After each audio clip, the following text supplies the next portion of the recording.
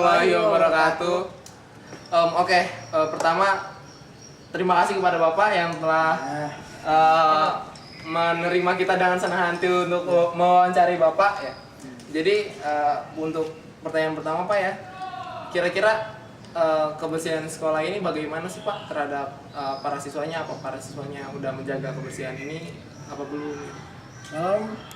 Sebenarnya kalau menjaga kebersihan itu anak-anak ini semua dari kelas 1 sampai kelas 3 atau 10, 11, 12 itu kayaknya kurang gitu. Kebersihan itu kurang menjaga gitu lah.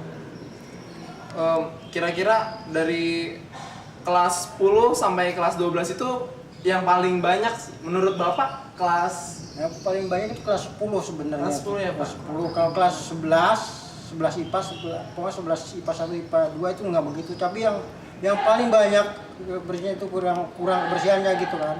Itu kelas 10 semuanya.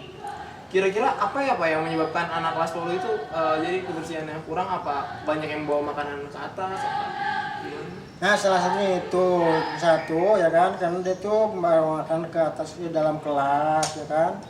Kadang-kadang minuman ke ini tuh dibawa juga. Nah, di situ duanya, terus ketiganya dia tuh buang sampahnya juga nggak di tempatnya, itu kadang-kadang di kolong meja itu. Pak, saya mau nanya untuk yang di sini dulu kan ada kebijakan baru ya Pak tentang digratiskan seperti itu. Lalu dari pihak kebersihan sendiri itu masih tetap dengan gaji yang segitu, apakah dengan kerjaannya masih tetap giat atau malah tambah berkurang seperti itu?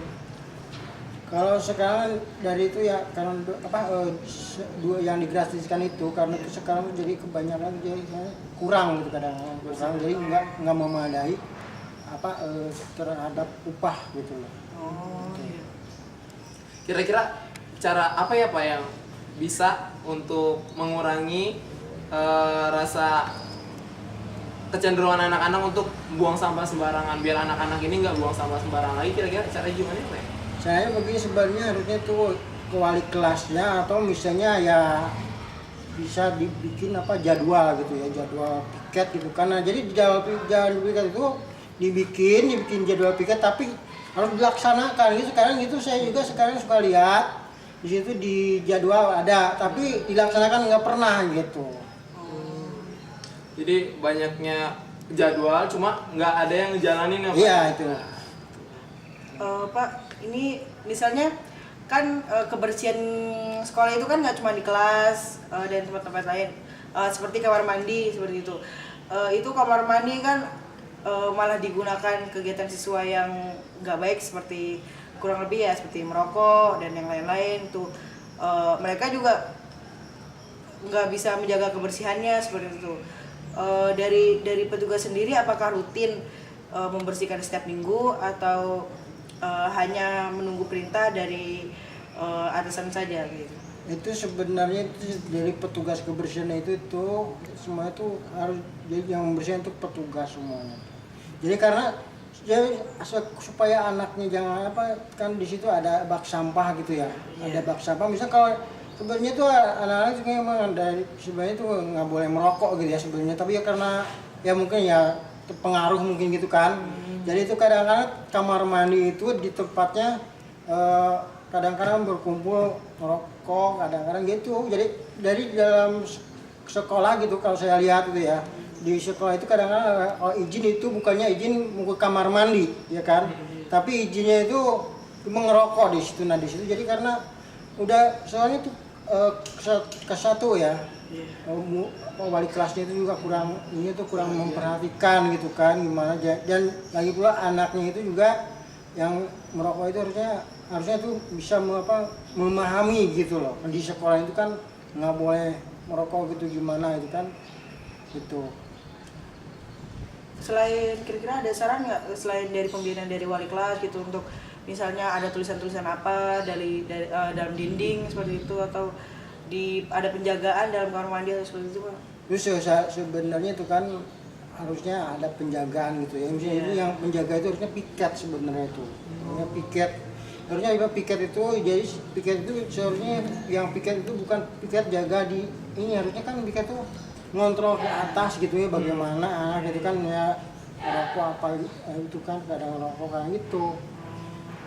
Nah situ harusnya itu petugasnya itu piket, apa yang piket itu. Dan kalau bagian kebersihan sendiri gitu kan, itu ya kalau ditegor gitu kan, misalnya itu anak-anak bukannya ini apa, walaupun ya saya sendiri gitu, misalnya kalau saya lewat ke sana juga anak-anak itu bukannya takut, malah dia tuh diam aja gitu.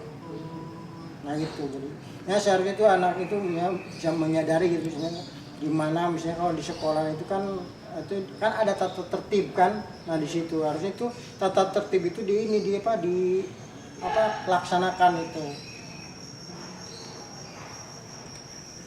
Dengan adanya segala macam kebijakan dari sekolah, dengan adanya bak sampah yang telah disediakan segala macamnya, dan dengan sikap anak-anak yang begitu terhadap kebersihan sekolah, menurut Bapak apakah sudah mengikuti ketertiban yang ada di sekolah apa belum? Jadi sebenarnya tuh waktu itu kan ada piket Pak, ada pembinaan wali kelas ya. Nah itu udah diarahkan semua pembinaan wali itu, setiap itu selalu rutin briefing gitu ya. Briefing terus, tapi itu briefing juga anak-anaknya itu jadi untuk mengarahkan ke anak-anak supaya dia tuh jangan buang sampah sembarangan lah di situ. Tapi ya tetap aja itu.